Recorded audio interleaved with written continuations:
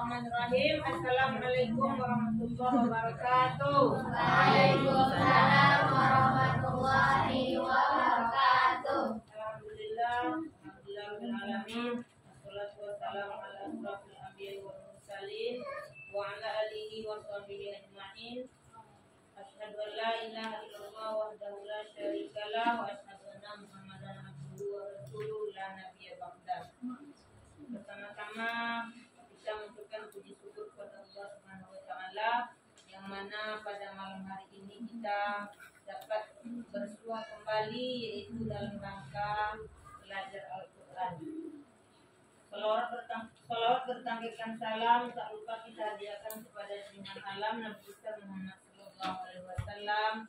Sama-sama kita melafazkan Allahumma sholli ala sayyidina Muhammad wa ala alihi sayyidina Muhammad. Anak-anak ibu yang kami sayangi yang hadir pada malam hari ini, di sini kita mengulang pelajaran. Anak-anak ibu, mohon sebentar. Pelajaran yang sudah dulu kita pelajari tetapi di dalam mempraktekkannya masih banyak yang ragu-ragu. Maka malam ini akan diulangi tentang hukum ro. Hukum bacaan ro. Ro adalah salah satu huruf hijaiyah yang hukum pelafasannya berbeda-beda dalam ilmu tajwid. Pengucapannya ada yang dapat dibaca tebal ataupun dibaca tipis. Ro ada bermacam-macam ya. Hukum inilah yang disebut dengan hukum taqdim dan tarqiq. Ingat tak pelajarannya kemarin? Taqdim dan tarqiq itu hukum ro, itu tebal dan tipis. Jadi nanti kenapa ro itu ada tipis, ada tebal? Yang menghukum itu adalah bacaannya. Mungkin nanti dalam Al-Quran itu akan bertemu huruf-huruf ro yang harus tebalkan dan huruf ro yang harus ditipiskan. Kata taqdim berasal dari kata al-tasmin yang mengandung arti yaitu sementara menggemukkan atau menebalkan. Jadi yang gemuk itu apa? Yang tebal itu digemukkan bacanya. Kalau menggemuk berarti pipi kita pun ikut. Contohnya tadi ada di bacaan surah Al-Baqarah, mirrob bihin. Jadi dia bacanya tebal juga digemukkan. Itu salah satu arti bacaan tebal itu. Jadi kata taqdim itu adalah tebal dan juga bacanya digemukkan, ditebalkan. Sebab itu menurut ilmu tajwid, taqdim dapat didefinisikan sebagai ungkapan tentang ketebalan yang masuk pada suara huruf ketika diucapkan sehingga memenuhi mulut dengan gemanya. Contohnya tadi apa tadi? Mirrob, menggema di dalam itu tebal, menggemuk. Apa lagi contohnya? Siapa yang tahu? Bukan mirrob aja. Kalau di ujung kalimat apa? Ujung kalimat seperti apa? Seperti ala kulli syai'in qadir. Bisa gemuk pipimu seperti itu? Karena harokatnya apa? Kasro sebelumnya. Jadi nggak bisa dia ditebalkan. Berarti itu termasuk hukumnya tarqiq. Tarqiq hukumnya yaitu tipis. Sebaiknya tarqiq disebut sebagai ungkapan tentang kekurusan. Kurus dia rupanya tarqiq itu. Juga bacanya tipis. Ada orang nyebut orang kurus itu tebal. Tidak kan? Seperti itu juga huruf ro itu bacaannya kalau dia tarqiq. Yang masuk pada suara huruf ketika diucapkan sehingga mulut tidak bisa penuh dengan gemanya. Hanya huruf-huruf hijaiyah dapat dikelompokkan berdasarkan hukum bacaan tersebut. Jadi ro itu dia termasuk huruf apa? Jadi bacanya tebal dan tipis atau takim dan tarkik. Tarkik itu apa tadi? Tipis. Kalau takim apa tadi? Tebal. Jadi pembacaannya itu nanti ada contoh-contohnya. Namun hanya 3 huruf hijaiyah yang dapat dibaca takim, tebal dan tarkik tipis, yakni alif, lam, dan ro. Nah, coba kalian menebalkan alif. Bagaimana menebalkan alif? Bacaan takim tebal. Nah, dibacakan ke alif. Bagaimana itu?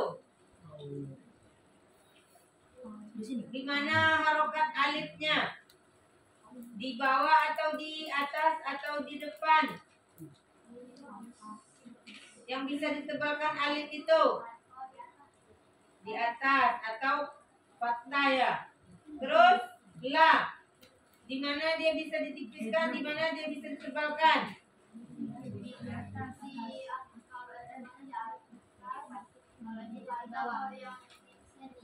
Di bawah. Berarti la sama li. Nah, kalau li berarti kayak senyum kita baca li. Nah, sama dengan ri, ru, ro.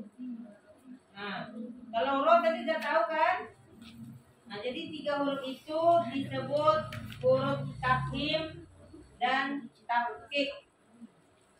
Setelah memahami dasar hukum, pengucapan takim dan tarkik dalam huruf hijaiyah berikut ini penjelasan lengkap.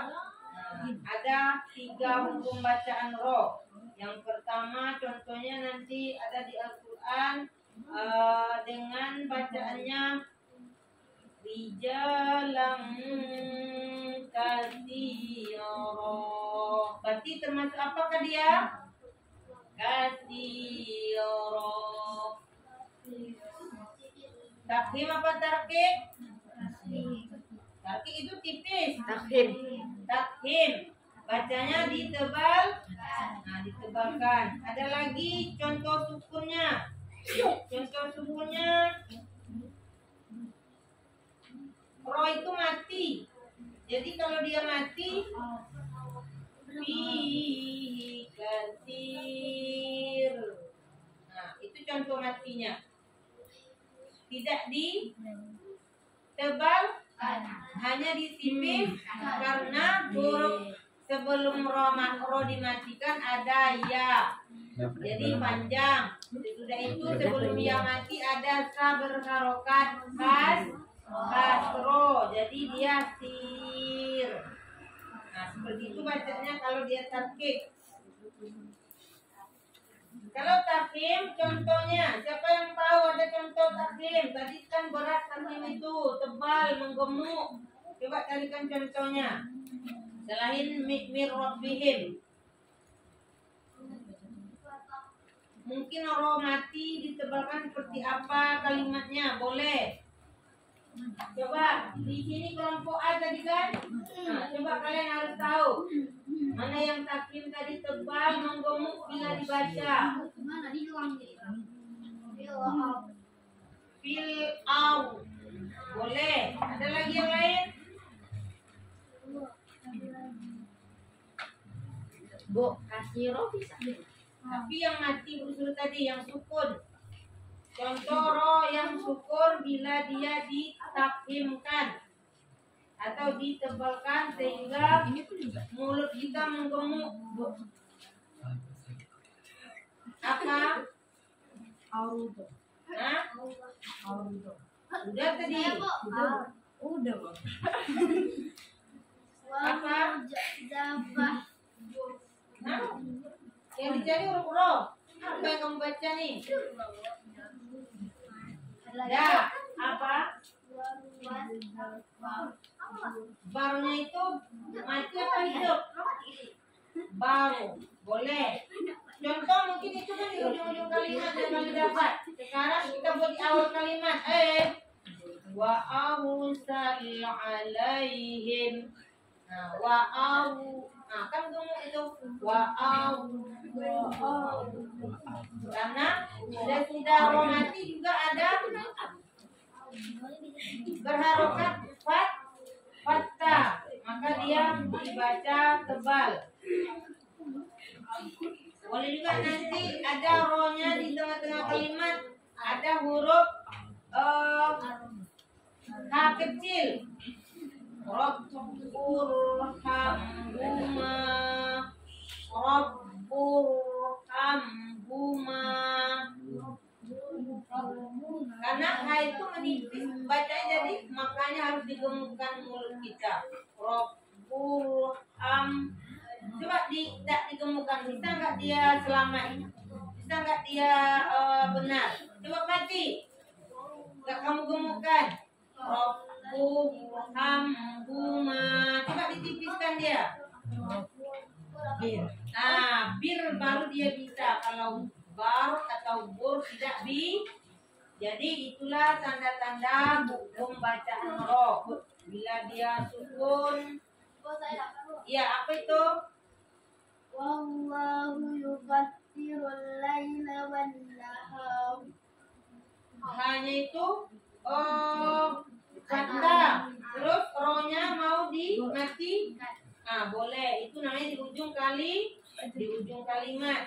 Boleh juga. Tapi kalau dia di awal kalimat seperti tadi, wa arsala alaihim Toyron ababil. Di surat apa itu namanya? Surah apa itu namanya? Siapa yang tahu? Al-Fil. Jadi kalau hukum bacaan roh masih banyak ragu, nanti tengok surah Al-Fil. Ada tartibnya, ada tartibnya. Jadi itu saja penjelasan hukum bacaan roh. Kalau ada bertemu dengan bacaan hukum bacaan tersebut, maka dipraktekkan dengan benar. Tidak boleh lagi disalah-salahkan karena ada hukumnya. Jadi itu saja penjelasannya pada malam hari ini. Mudah-mudahan bermanfaat. Mudah-mudahan juga bisa kalian praktekkan dengan benar, supaya tidak ada lagi kesalahan tentang bacaan hukum bacaan roh tersebut. Jadi akhiri penjelasan ini sampai di sini. Mudah-mudahan nanti kalian tetap bisa menerapkannya sambil membaca Al-Quran. Mohon maaf atas segala kesalahan dan terima kasih atas segala perhatian. Wabillahi taufiq wal hidayah. Assalamualaikum warahmatullahi wabarakatuh. Waalaikumsalam warahmatullahi wabarakatuh.